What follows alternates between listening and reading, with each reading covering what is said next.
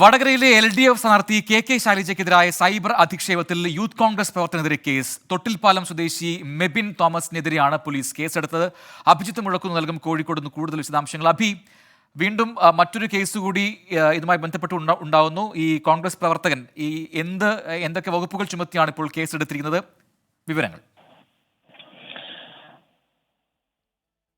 Prajin KK ശൈലജയ്ക്കെതിരായ cyber അധിക്ഷേപങ്ങളുമായി ബന്ധപ്പെട്ട് കൂടുതൽ നടപടികളിലേക്ക് പോലീസ് കടക്കുകയാണ്. ഏറ്റവും ഒടുവിൽ ഒരു യൂത്ത് കോൺഗ്രസ് പ്രവർത്തകനെതിരെയാണ് തൊട്ടിൽപ്പാലം പോലീസ് കേസെടുത്തിരിക്കുന്നത്.